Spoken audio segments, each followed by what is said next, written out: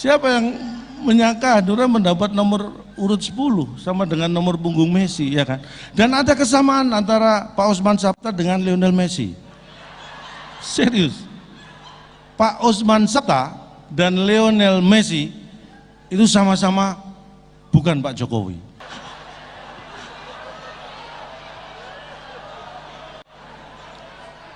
Kalau jadi ketua itu jangan kelamaan, nanti jadi ketuaan.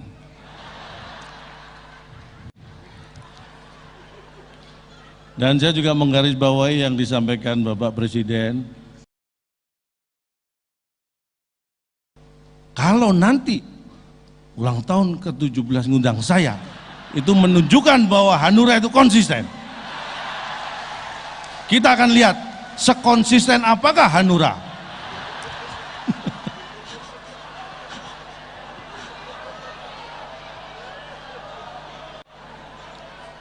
Assalamualaikum warahmatullahi wabarakatuh. Yang terhormat Presiden Republik Indonesia Bapak Joko Widodo, Wakil Presiden Republik Indonesia Bapak Kiai Haji Ma'ruf Amin, Ketua Umum DPP Hanura Bapak Osman Sabta, dan mohon maaf Bapak dan Ibu-Ibu, saya tidak bisa menyapa satu persatu karena keterbatasan waktu. Jadi saya beri kesempatan untuk Bapak-Bapak, Ibu-Ibu secara serentak menyapa saya. Untuk menghemat waktu, Bapak Ibu ya. Saya akan mengikuti yel-yel dari Hanura. Bangkit! Jaya! Menang! Luar biasa. Saya mengucapkan selamat ulang tahun yang ke-16 untuk Hanura, membangun Indonesia dengan hati nurani. Di kesempatan yang berbahagia ini saya juga akan mengucapkan ulang tahun yang sekalian yang ke-17 Pak Oso. Karena takutnya nanti ulang tahun ke-17 tidak sempat mengundang saya. Jadi saya ucapkan sekalian. Tapi kalau ini sudah saya ucapkan masih tidak mengundang juga, ya kebangetan.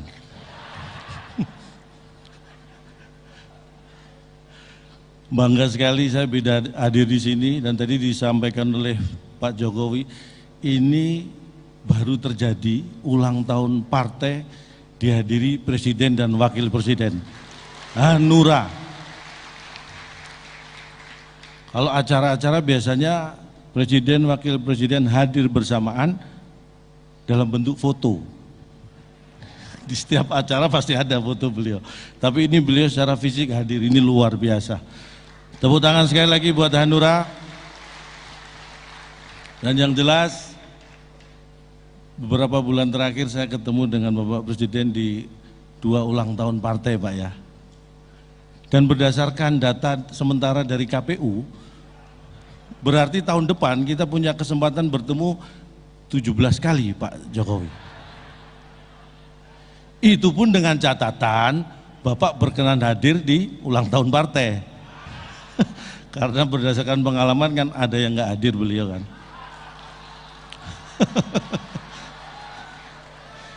Itu juga dengan catatan saya diundang di ulang tahun partai-partai. Jadi tolong catatan itu diperhatikan. Saya bangga sekali bisa berdiri di hadapan bapak-bapak, ibu-ibu, ini orang-orang yang penting. Dan mohon maaf bapak-bapak ibu yang berdiri di hadapan bapak-bapak ibu-ibu ini, saya nggak masalah, saya nggak harus jadi orang penting. Yang penting saya orang. Saya udah dianggap orang aja udah alhamdulillah saya ini. Ini kebanggaan buat saya, benar sekali. Karena biasanya ya berhadapan dengan beliau-beliau ini kan deg-degan gitu ya. Saya tuh lebih deg-degan kalau di acara, ini kalau bukan yang di depan honornya. Jadi kalau yang di depan honornya itu saya nggak deg-degan. Kalau acara bukan di depan honornya, nah itu saya deg-degan. Pulang saya tungguin sampai acara selesai.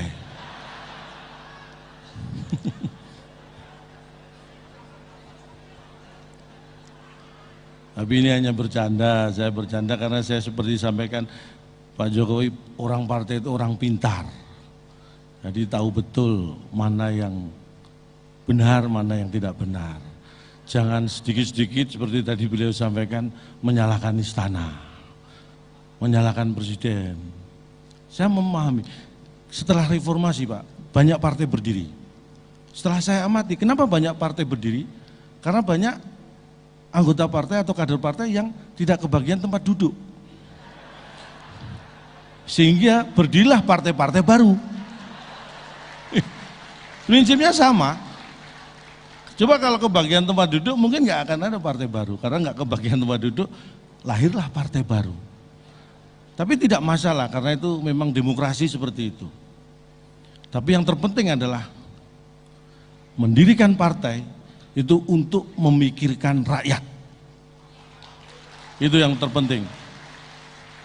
Jangan sampai mendirikan partai malah meminta rakyat mikirin partainya. Mendirikan partai malah minta rakyat untuk menyumbang. Nah, itu yang repot. Jangan sampai membebani rakyat. Justru partailah yang harus mengurangi beban rakyat. Tepuk tangan buat saya.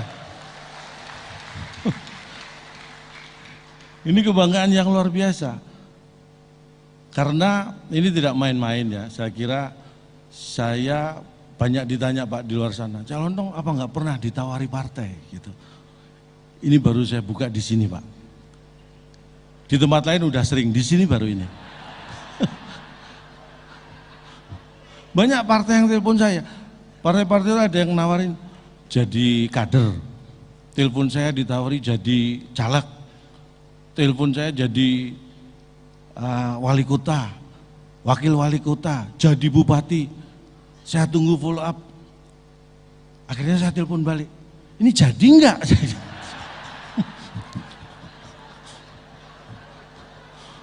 Banyak yang nawari saya jadi ini, jadi itu, jadi itu. Kok nggak ada follow up? Makanya saya telepon balik. Jadi enggak? Gitu. Makanya ini tahun politik, hati-hati. Karena nanti banyak akan ada calon jadi. Lebih banyak lagi calon jadi-jadian. Nah, itu yang harus kita waspadai. Salah satunya itu saya. Dan acara yang luar biasa ini saya juga tadi pagi Pak Jokowi saya hadir di Ritz-Carlton, acara Outlook Perekonomian Indonesia tahun 2023. Saya hadir di sana, saya langsung pulang karena ternyata saya tidak diundang. Saya yang diundang ternyata di sini Pak. Alhamdulillah saya ketemu Pak Jokowi di sini.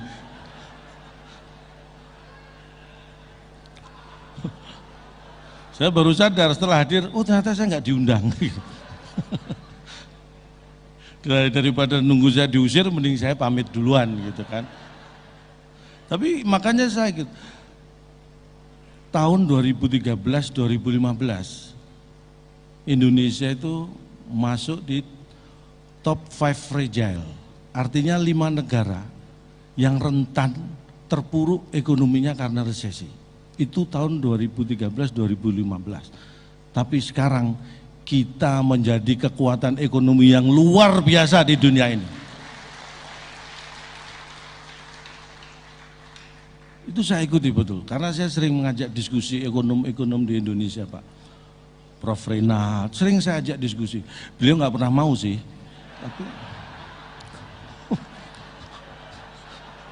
Tapi saya semangat ngajak gitu. Saya mengikuti apa yang disampaikan Pak Jokowi bahwa pelaku ekonomi kita itu 99%-nya adalah UMKM. Itulah yang punya peran besar membuat kita bisa bertahan di masa pandemi. Kekuatan UMKM, makanya kita dukung penguatan UMKM itu. Makanya saya sebagai warga saya ikuti itu Pak. Istri saya terus terang punya ide dan saya dukung. Istri saya kalau belanja sudah nggak lagi di minimarket, supermarket Pak, tapi di UMKM, warung-warung tetangga. Benar, itu yang saya dukung. Karena kalau dengan uang yang sama belanja di supermarket, minimarket, dapatnya malah nggak banyak. Lebih banyak belanja di warung dan UMKM tetangga. Karena apa? Karena di supermarket, minimarket sudah dipasang CCTV. Kalau di warung tetangga belum. Makanya dapatnya lebih banyak. Jadi bukan masalah harga. Tapi itu, makanya UMKM ini sebagai kekuatan ekonomi mikro, ini harus kita dukung, kita beri penguatan. Saya paham, makanya ekonomi mikro itu penting juga. Kalau makro, ya seperti kita tahu, saya paham makro ya, makro itu kalau tidak dikerjakan baik, kalau dikerjakan nggak mendapat dosa. Bukan begitu Pak Maruf Amin? Oh, itu makro ya. Tapi itulah yang membanggakan saya secara ekonomi. Makanya saya hadir di sini, saya ingin mengatakan bahwa Indonesia ini luar biasa. Bapak Ibu tahu Elon Musk? Elon Musk itu orang Amerika. Kalau orang Indonesia, Mas Elon.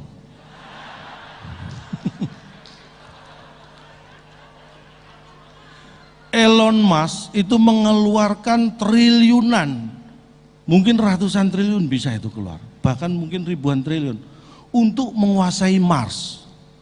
Indonesia ini hebat, setiap partai punya Mars dan juga punya himne.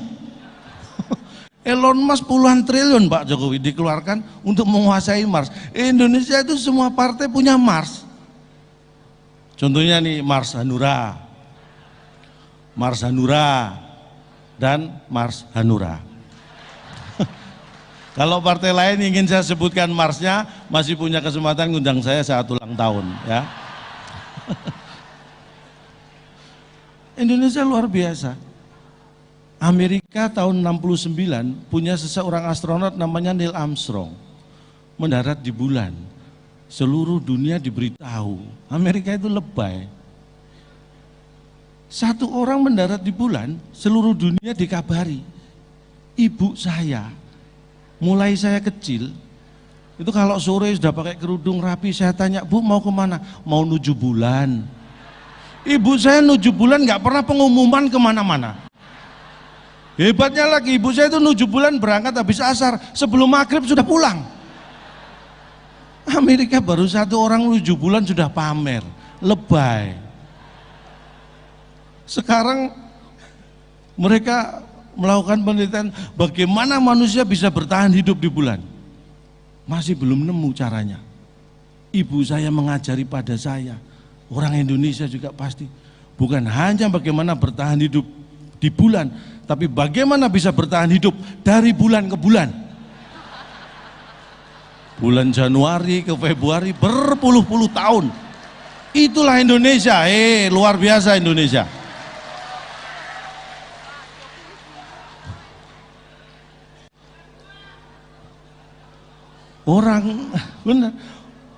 Orang di dunia ini masih bingung bagaimana hidup di bulan. Orang Indonesia belanja aja biasa di matahari. Kalau bukan orang Indonesia mana? Itulah.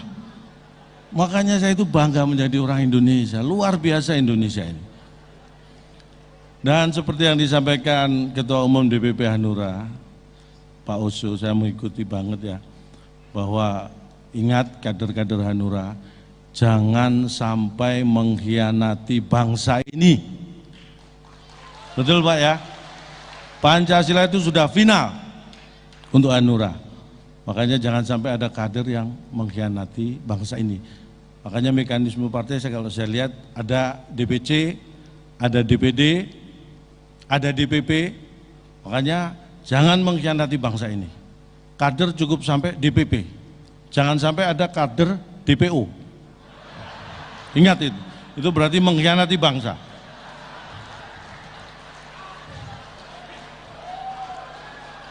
Harus jujur, harus benar. Jangan sampai DPO. Apalagi DP 0. Jangan sampai.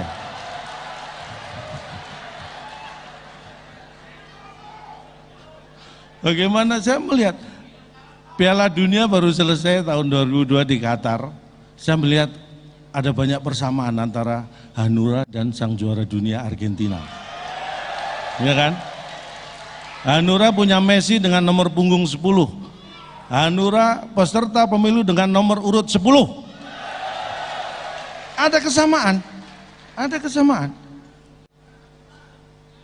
Argentina kita tahu di penyisihan grup kalah dari Arab Saudi, tapi dengan perjuangan yang keras dan konsisten tadi disampaikan, itu bisa menjadi juara, melewati tahap-tahap berikutnya. Kesamanya apa dengan Hanura?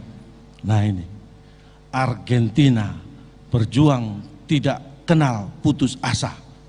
Hanura berjuang tidak kenal putus oso.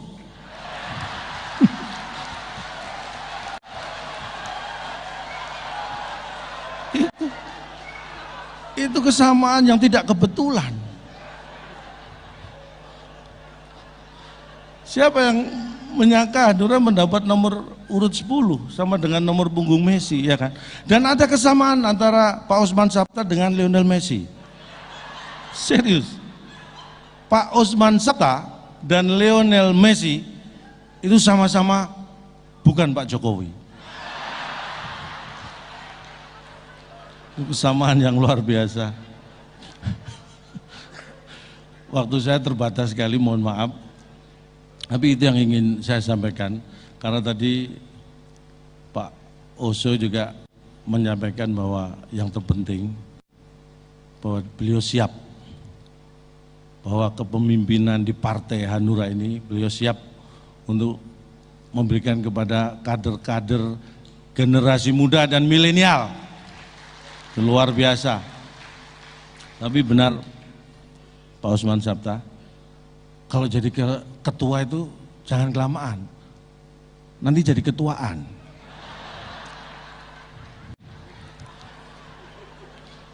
Dan saya juga menggarisbawahi yang disampaikan Bapak Presiden, Hanura ini partai yang konsisten, tadi disampaikan beliau, tidak toleh kanan, toleh kiri, konsisten, karena konsistensi itu dibutuhkan. Untuk itu, kalau nanti ulang tahun ke-17 ngundang saya, itu menunjukkan bahwa Hanura itu konsisten. Kita akan lihat sekonsisten apakah Hanura.